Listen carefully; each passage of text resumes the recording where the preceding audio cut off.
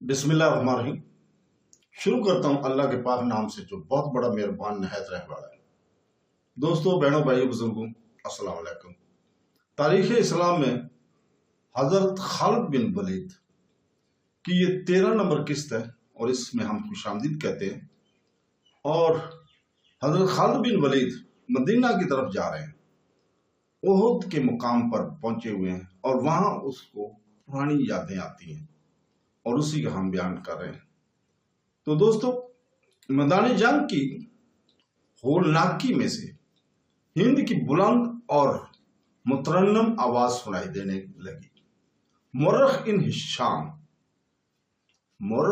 इब्न Hisham के मुताबिक इसने तरन्नुम से जो नगमा गाया, इसके अल्फाज कुछ इस तरह थे। हमने बदर के मार्के का हिसाब बराबर कर लिया, एक खूनरेज मार्के के बदले हमने एक खूनरेज मार्का लड़ लिया। उतबा का गम मेरी बर्दाश्त से बाहर था। उतबा मेरा बाप था, मुझे चचा का भी गम था, अपने बेटे का भी गम था। अब मेरा सीना ठंडा हो गया, मैंने अपनी कसम पूरी कर लिया। वैशी ने मेरे दिल की दर्द का दावा कर दिया। मैं उम्र बाद वैशी का एहसानमंद रहूंगी। इस वक्त तक जब तक मेरी हड्डियां कब्र की मिट्टी में मिलकर मिट्टी नहीं हो जाती। अबू सुफियान इस भयानक मंजर को बर्दाश्त ना कर सकता। वो पहले हर मुंह फेर कर जा चुका था। इसने अपने दो साथियों से कहा कि इसे यकीन नहीं आ रहा कि मोहम्मद जिंदा है। खालिद ने दूर से कई और को देखकर समझ लिया होगा कि वो मोहम्मद है। किसी ने अबू सुफियान से कहा कि अबू सुफियान यह क्या करके वो आंखों से देख कर आता है, ये तंग से दरे की तरफ चला गया जहां से खालिद अपने सौरों के साथ वापस आया था। वो ऐसी जगह जा खड़ा हुआ जहां से इसे मुसलमान बैठे हुए नजर आ रहे थे। मोहम्मद सल्लल्लाहु अलैहि वसल्लम के पैरोकार अबू सुफियान ने बुलंद आवाज से कहा, क्या तुम में मोहम्मद जिंदा है? रसूल पाक सल्लल्लाहु अलैहि वसल्लम ने आवाज सुनी तो अपने इर्द गिर्द बैठे हुए मुसलमानों को इशारा किया कि वो खामोश रहे। अबू सुफियान ने अपना सवाल और ज्यादा बुलंद आवाज से दोहराया। अभी भी इसे कोई जवाब ना मिला। क्या अबू बकर तुम में जिंदा मौजूद है? अबू सुफियान ने बुलंद आवाज से पूछा। अब भी इसे कोई जवाब ना मिला। 3 बार पूछने के बावजूद भी मुसलमान खामोश रहे। क्या उमर जिंदा है? अबू सुफियान ने पूछा। अब के भी मुसलमानों ने खामोशी इख्तियार किए रखी। अबू सुफियान ने घोड़े को दौड़ाया। इसने नीचे देखा कि कुरैश के बहुत से आदमी रसूल पाक सल्लल्लाहु अलैहि वसल्लम के मुतालिक सही खबर सुनने को बेताब खड़े थे। ऐ अहले कुरैश, अबू सुफियान ने चलाकर ऐलान किया, मोहम्मद नौज़ुबिल्लाह मर चुका है। अबू बकर और उमर भी जिंदा नहीं। अब मुसलमान तुम्हारे सह से भी डरेंगे। खुशियां मनाओ, नाचो। अहले कुरैश अपने नाचने और हुल्लड़बाजी मचाने लगे, लेकिन गिरजती हुई एक आवाज ने इन्हें खामोश कर दिया। ऐ खुदा के दुश्मन! इसकी बुलंदी से हजरत उमर रज़ी अल्लाह ताला की आवाज आई, इतना झूठ न बोल, वो तीनों जिंदा हैं जिनके नाम लेकर तू इन्हें मुर्दा कह रहा है। अपने कबीले को धोखा मत दे। तुझे मेरे गुनाहों की सजा के लिए हम सब जिंदा हैं। अबू सुफियान ने तंजिया कहकर लगाया और बुलंद आवाज से बोला, इब्ने खत्ताब, तेरा खुदा तुझे हमसे महफूज रखे। क्या तुम अब भी हमें सजा देने की बात कर रहा है? क्या तू यकीन से कहता है कि मोहम्मद सल्लल्लाहु अलैहि वसल्लम जिंदा है? और इसकी कसम, हमारे नबी जिंदा है। हजरत उमर बिन खत्ताब की आवाज जवाब में गिरजी, अल्लाह के रसूल सल्लल्लाहु अलैहि वसल्लम तुम्हारा एक एक लफ्ज सुन रहे हैं। अरबों में रिवाज था कि एक मार्का खत्म होने के बाद दोनों फरीकों के सरदार या सलार एक दूसरे पर तानों और भंफियों के तीर बसाया करते थे। और अबू सुफियान इसी दस्तूर के मुताबिक दूर खड़ा हजरत उमर से हम कलाम था। तुम अल और अज़ा के अजमत को नहीं जानते, हब्बल और अज़ा की अजमत को नहीं जानते। अबू सुफियान ने कहा, हजरत उमर के रसूल पाक सल्लल्लाहु अलैहि वसल्लम की तरफ से देखा, आप ऊंचा बोल नहीं सकते थे। आप सल्लल्लाहु अलैहि वसल्लम ने हजरत उमर को बताया कि वो अबू सुफियान को کیا جواب دیں؟ اور باطل کے پجاری حضرت عمر نے بلند آواز سے کہا اللہ کی عظمت کو پہچان جو سب سے بڑا اور سب سے زیادہ طاقتور ہے۔ ہمارے پاس حبل جیسا دیوتا اور عزا جیسی دیوی ہے۔ ابو سفیان نے کہا کیا تمہارے پاس کوئی ایسا دیوتا ہے یا دیوی ہے؟ ہمارے پاس اللہ تعالیٰ ہے۔ رسول کریم صلی اللہ علیہ وسلم نے حضرت عمر کی زبان سے کہلوایا جو حضرت عمر نے اب بلند آواز سے کہا تمہارا خدا کوئی نہیں۔ جنگ کا فیصلہ ہو چکا تھا۔ ابو سفیان نے کہا تم نے بدر میں فتح پائی تھی، ہم نے اس پہاڑی کے دامن میں تم سے انتقام لے لیا، اگلے سال ہم نہیں بدر کے میدان میں ہی مقابلے کے لیے للکاریں گے۔ اور انشاءاللہ حضرت عمر نے رسول پاک صلی اللہ علیہ وسلم کے الفاظ بلند آواز سے دہرائے اب تمہارے ساتھ ہماری ملاقات بدر کے میدان میں ہی ہوگی۔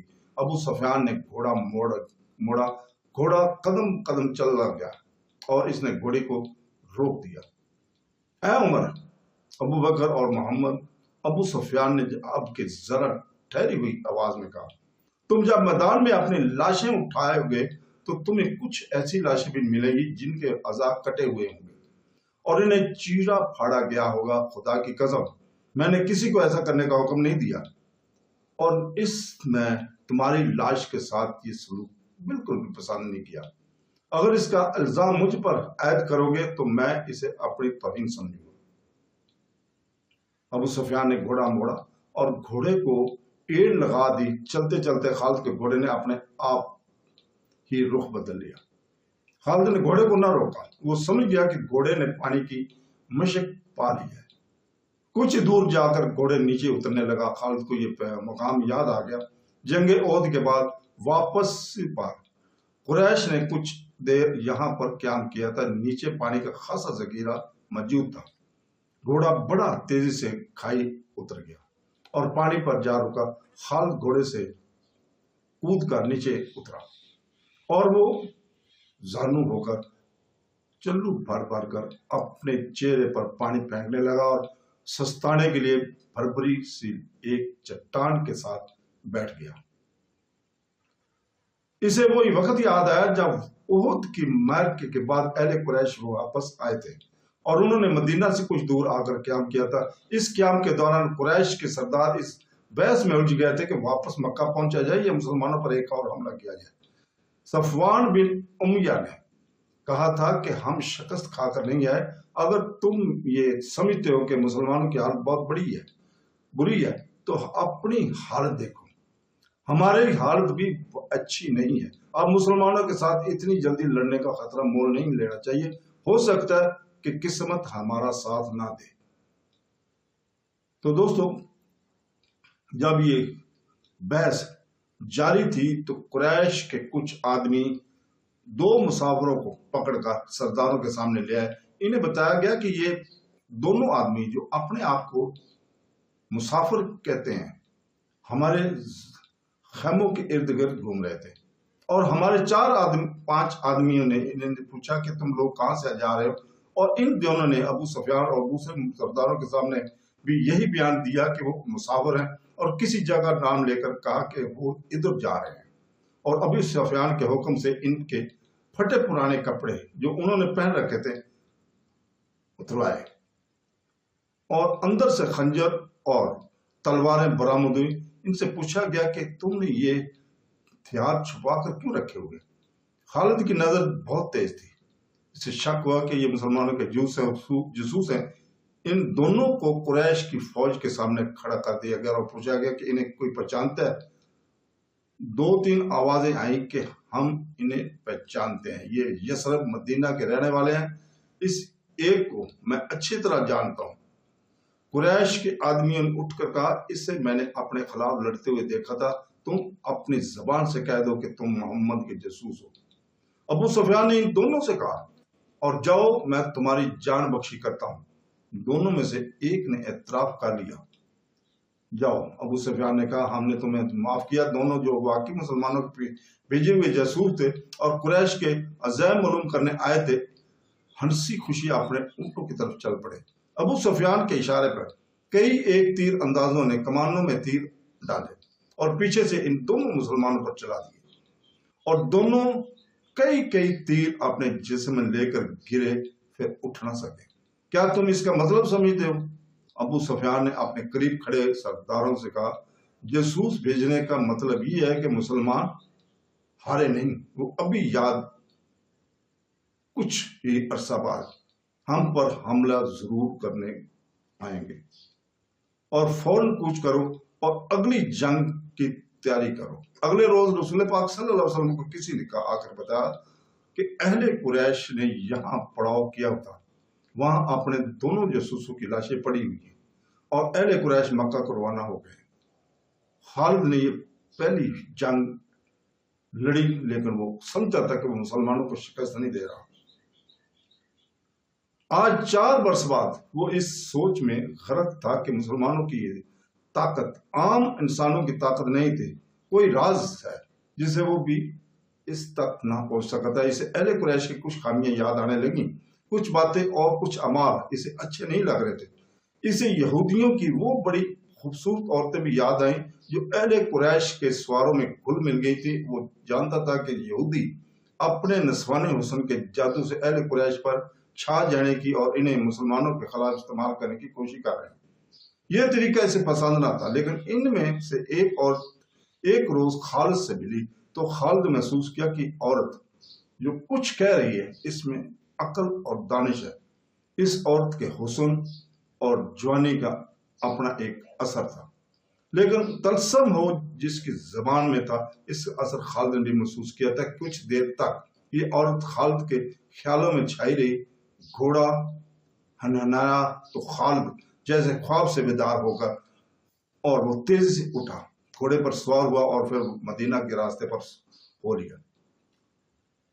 वलीद का बेटा खालिद शहजादा था, ऐशो अशरत का भी दिलदादा था, लेकिन फन्ने हरब और ज़र्ब जनून ऐसा था कि ऐश और इशरत इस जनून पर आदी नहीं हुए देता था।